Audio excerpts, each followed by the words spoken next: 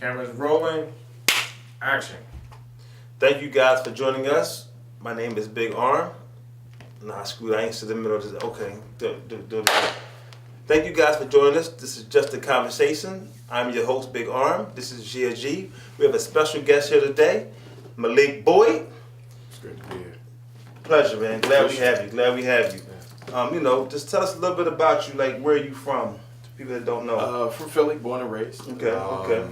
Sixers fan. Yeah, Sixers Eagles fan. fan. I went to Masterman, and I went to Germantown. Okay, G-Town. Okay, we alumni. Okay. Went to Temple University, 212 Johnson. Right.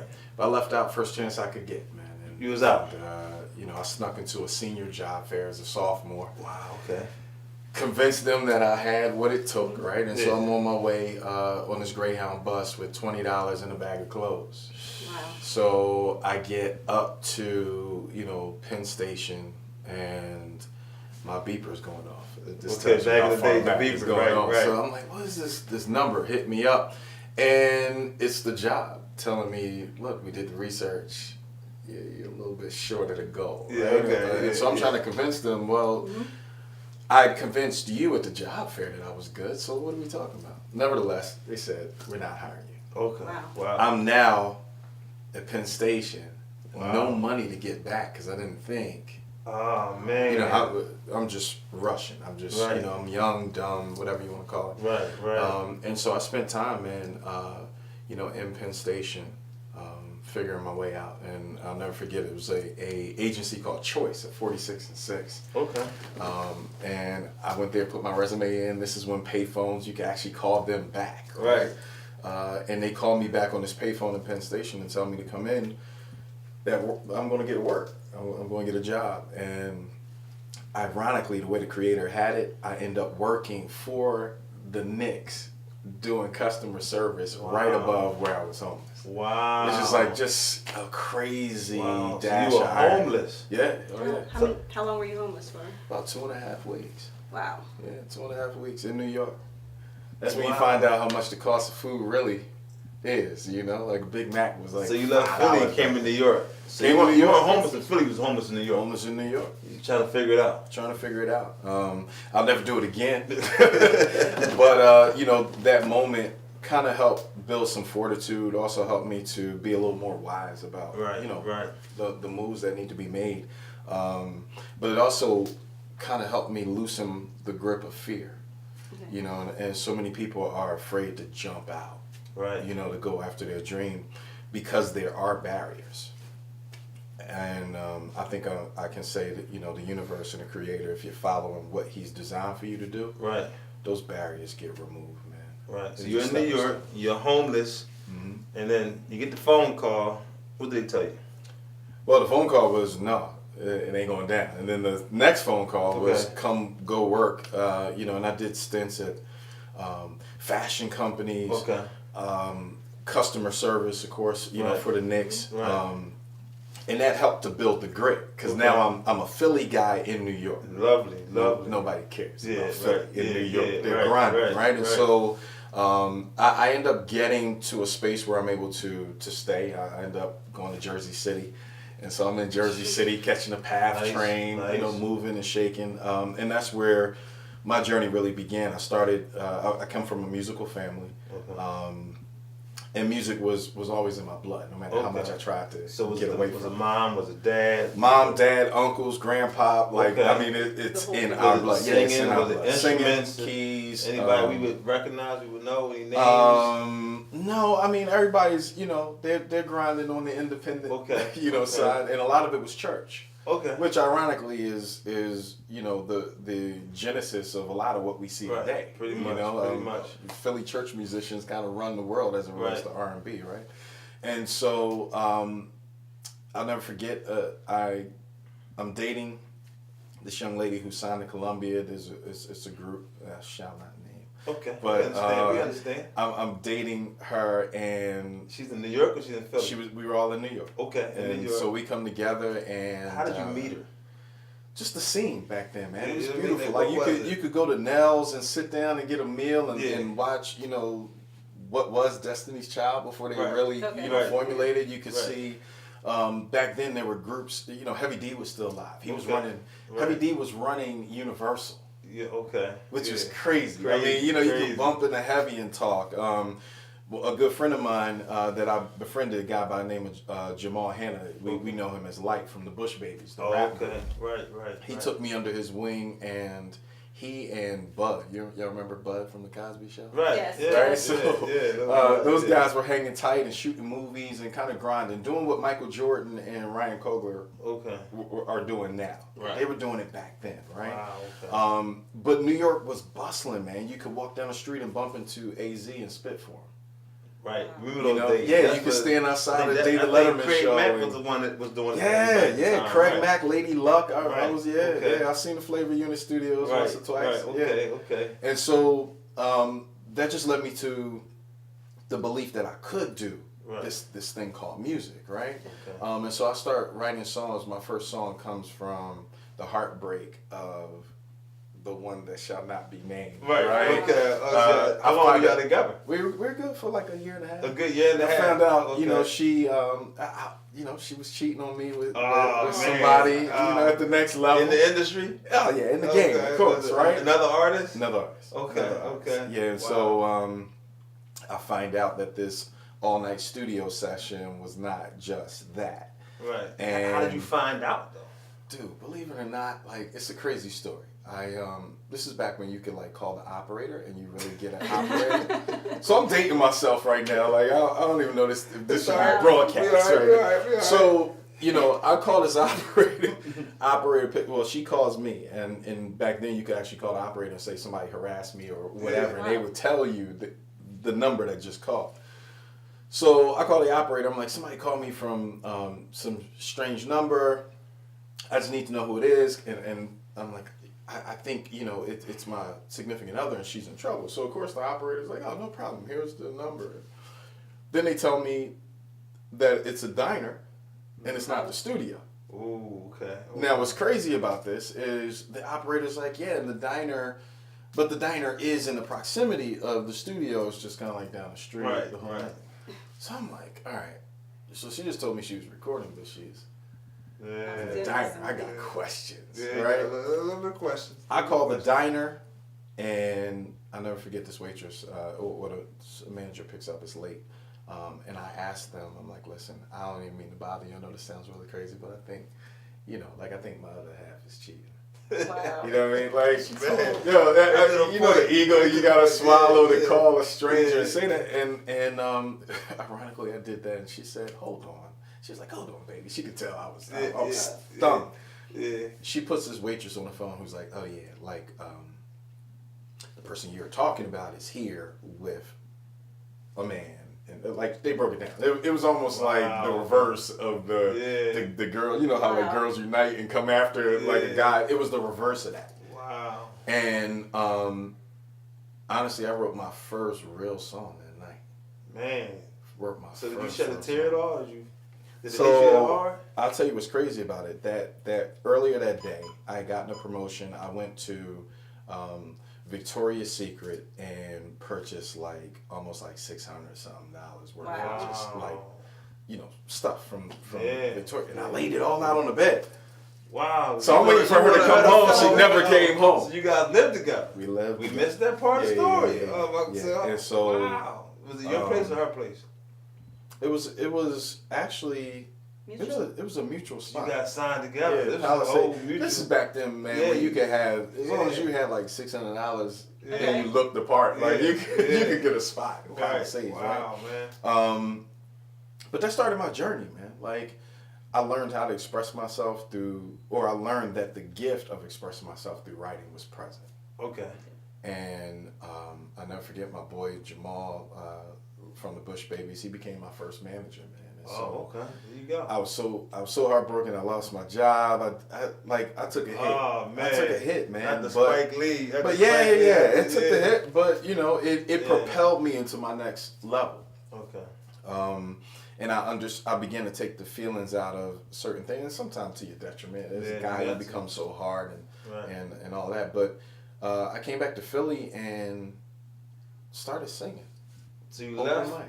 a week later, or how long did it take you to come back to Philly? It was about 2-3 weeks, man. Really? Two, You was 2, going. 3 weeks. You was done. We tried to make it work. We tried. So you was trying to make it work. Tried, but you know. But you knew it wasn't Yeah, working. and nobody's perfect, like Right. you know. But I came to Philly and started that journey, and it began to take off, man. And not only was I doing music, I recognized back then the scene was ready for this Okay. resurgence. And so a good friend of mine, Lynn Brown, Lynn's a real good guy. He was around on the early stages of the Kevin Harts of the world, Okay. the Teray Right. Gordons, Right. the Laugh House years. Right. Okay. Okay. We got together and we started this thing called Philly Unplugged. Oh, okay. You And Philly Unplugged was a live open mic showcase every week. We ran it for 7 years consecutively. Wow. Second longest running showcase in the city, outside of what was the Black Lily at the time. So Okay. what was the address? Like, what was that? Oh, well, we started at Arch Street, 720 Arch So Street. for those that don't know, Yeah. give a little more detail about the Philly Unplugged. So, I mean, Unplugged was an opportunity for you to really showcase yourself. Okay. And we didn't do like just this open mic, get up and do whatever you want. Mhm. You really had to sign up. You had to register a week before. You know, we knew who was on stage. Okay. We monitored that really strong. But then we did things like, look, we had $20 for the individual in the crowd that understands cross collateralization in a record deal. Okay. You know, like you because I educate need you to I need you to know the business. It's not just being creative. Right. Unbeknownst to us, we thought those were time fillers, but what it was really doing was kind of setting the tone for what Right. was to come, Pretty much. right? And so almost like a year later after we started, MTV Real World came through Philly, and Nice. they came through our show. We actually had Flowetry that night. Nice. And so what we would do is take signed artists and pair them with unsigned artists on the stage. Mm. So that way the unsigned artists got a chance to really shine and see what it's like to be on There the you big go. ticket. Yeah. And that gave us an appeal for television. So Channel 7 VTV, they picked up the show. We were in 435,000 homes every week as a local show. And you know, we bounced. We went to World Cafe Live and the Warm Daddies of the world. Grape Street on Manioc, Right, which now yeah, became Grape the Street, the right. Bayou and all that. Wow. So I've gotten a chance to kind of see the industry, see how Philly's resurgence hit. And a lot of those guys that were carrying bags are now playing keys and bass and running stage for the Pharrells of the world, Right. the Erykah Badu's, the Commons. And so, you know, I was blessed to see Philadelphia take off. Right. But then I also realized as creative as we weren't owning. Mm. And that was the biggest challenge, you know, and so we recognized that there was an educational component that we could continue, and we did that for about four more years, and then I was managed by from Cool in the Gang for my Wow. artistry. Cool in the game. That's Yeah, a name right it was a blessing, man. Yeah. How'd that come about? How'd that relationship come about? You know what? It was like a friend of a friend who just introduced. Okay. And I got a chance to kind of like see him do his thing. He had this imprint called Cool World, GTI. And that was kind of like his label, right? So I remember, you know, being on the road with those guys. It was Cool, the Gap Band, and the Isley Brothers 30th anniversary Wow. tour. You can't get any more of an incredible lineup. And Great experience. it was a crazy experience. I mean, so you know, I remember one show, Jones Beach. We're behind. Jones Beach is kind of like this amphitheater. Right. Upstate, there's water on the side, and I'm backstage with, you know, everybody else. Everybody's doing their thing, but I'm able to sit there and talk with Ron Isley, like about music, life. You know, we're playing horse because there was a basketball court What? backstage. Ron Isley. Like we're playing Was he horse. good? Was he good? I don't even remember. You ain't remember? It didn't even matter. It to didn't me. matter. It was Ron Ron. Isley. It was You Ron didn't care what he Isley, did. right? You didn't care. Look, The you ball could went, brick, you could it brick go. every shot. Yeah, It didn't yeah. matter, right? And you know, being able to have conversation with Charlie Wilson and even conversation with Cool. Cool is the reason why I play bass to this day. Right. Okay. I picked up a bass because of him, and I watched the level of artistry, but then also the level of excellence. They were adamant about excellence, Right. and that was the biggest lesson that I picked up. If you're going to be on that stage, and if you're going to represent, and you're going to tell 5,000 people Right. that they're 65 to 100 $50 or $220 Right. should be in your pocket, Right. you better give them something. You gotta give them something definitely. Give them something special. It needs some Malik Boyd in their life pretty much. Listen, I love for my name to be attached to excellence. I think that should be every entrepreneur's goal. Right. You know, but taking that lesson and taking saw through music, what I saw with Light, who was an A&R at Kadar Entertainment at the time. So I saw Erica come through, do her guys thing, like A+, right. and taking all of that and going, wow. The key through all of this is not only excellence in execution and, you know, being creative, right. but somebody's got to get it out there. Okay. Somebody's got to market it beyond Somebody the got- flyer, right? Back then, they used to have heavy street teams, right? Street team. You knew Def Jam Street Team would come through, Loud Records, you know, all those kind of Guerrilla marketing, yeah, heavy. guerrilla heavy. But no one was doing it for corporations. Ah, Nobody was doing it for schools. Nobody was doing it for, you know, small businesses. right. And so I came to Philly, and in 2004, we started a company called Premier Brand. So you came back to Philly. Came you back left to New York, Philly, yeah. came back to Philly. Yeah. Okay. Started Premier Brand, and Premier Brand has been a blessing. We haven't advertised since we started. Wow. Everything's been word of mouth. Man. Wow. So you know, I thank God about it all the time. But it allowed me to take some of the life lessons that I learned in the music game, Right. and apply it to literally just about everything across the board. So did you just leave music and just go straight to Premier? Man, I do or- it in church now. So now you Yeah, okay. yeah. I had a stint where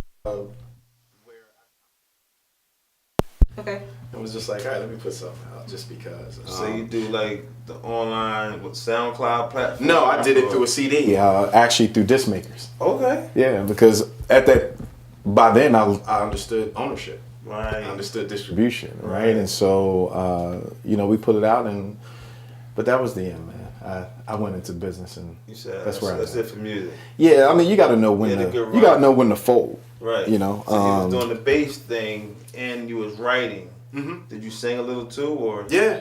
I was an artist. He was I all sang around. neo-soul artist. Package. Yeah. Right. Yeah, I used to have down to my shoulders at one point. Yeah. Imagine that now, right? Right. Yeah. Rastafari. Yeah, I loved it, man. I really loved the creative side of it. So I'll never forget. I'll tell you guys a story. It changed my life. So I was brought to Butch Lewis. Okay. God rest his soul, former boxing promoter. Right. He had Michael Spinks and some of these other guys. Right. But some don't know that Butch was like the muscle and the other engine behind BET. Oh, okay. So like Sita from Right. remember Sita's World? Right, Well, right. Sita was Butch's daughter. Oh, You know, so there was person. yeah. So I mean, yeah, it was real. And It was you made a spawned off of a character real out of it. person. Oh, Yeah, okay. and so I'm sitting in his office. Now he's got this mahogany wood office. Oh, I mean, just incredible. And Motown sends me over to him because Motown's like, we have no room on our roster, but we like you. BET's getting ready to start up a label. You should Right. go over there. Right. So I'm over there with my manager. We're sitting in Butch's office for like 3 hours. So Butch says, "How do you feel?"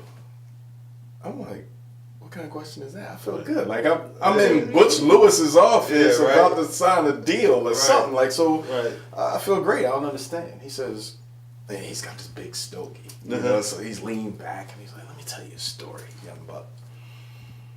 So mind you, I'm like, I don't really feel like this. I just want to sign this deal. Yeah. But whatever. His story was real simple. He said there was a man with a music box. The music box was on a string, or on a pole. Right. And this monkey was attached to this string. Right. Monkey was well dressed. And the man would stand on that corner and he would turn that music box.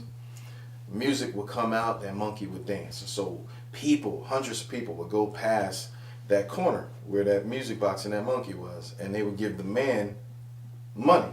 Right. He would give the monkey all the peanuts he could eat. Right. He said years later, monkey got old and died. He said, "What do you think that man did?"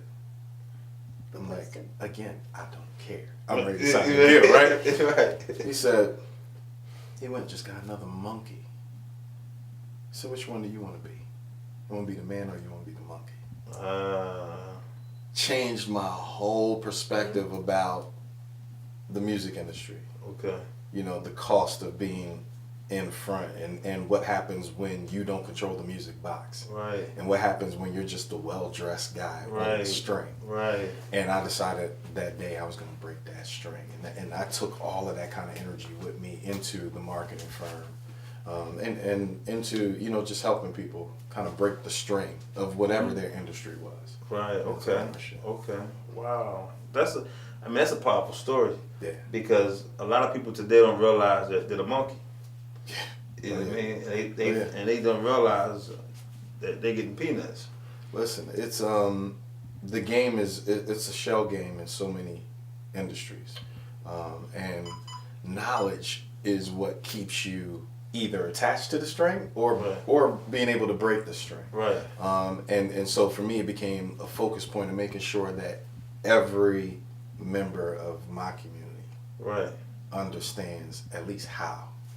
So after that story, you signed the deal. No, after that story, I started Premier. Really? Yeah. So you changed him. So here you are excited to sign this deal with Bush Lewis. He looked in your eyes, said, "How do you feel?" Run it all down to you. Gave the story, and then so what'd you say? I want the deal. Like how did you close out? That was the deal. Yeah. So it was either he's seen so much talent in you. It was either indentured servitude, right, which is what he was trying to warn me about, right. But he was like, "No, I see something different. Right, okay. Like take this lesson and go be better than just a music artist. And not that being a music artist is a bad thing, but there's more there for you. Yeah. So you're gonna leave that package with just a biscuit, or you gonna add a 2-piece and some size to that. So I'm imagining to this day you guys are still cordial because actually Butch passed. Oh yeah, he did. Okay, he rest in peace to Butch. But the legacy of his knowledge lives on through many. I mean, he was very instrumental in Chris Tucker, Denzel Washington, Daryl Schuller, who we all know here in Philly. Daryl considers him family. Teddy Riley. So there are people who sat under this guy, and he opened the Black Book of Wisdom. And they got to add you to the list now. You said all those names. Your names in there now. We got to get the Malik Boyds. Look, I'm humbled to be a part of that, man. Right. So right now, what is it that you're doing after all of that? Like, what you want everybody to know about you? Like, what is it that you're doing right now? Well, we've been blessed to do the marketing firm and blessed to work with political candidates, advocacy for things. For example, Senate Bill 942, which is taking elderly life individuals who have been incarcerated and saying, look, we need to take them off of life without parole. Wow. They're over 65. They're over 62. They're so you're less saying likely, take them off now because it's older. They're less likely to commit a crime. Right. So let them go back out in the world. Let them go back into society. That's a bill that Senator Sharif Street has now. Right. We're doing all the advocacy work for that and the graphic design, the branding side of it, because it's all messaging at the end of the day. Okay. Right? And so it's projects like that. It's new product launches and things of that nature. I like to say that we're Madison Avenue marketing for a Philadelphia price point. Man, it's exciting, man. It's a blessing. Right. So tell everybody how to get a hold of you, like where you located.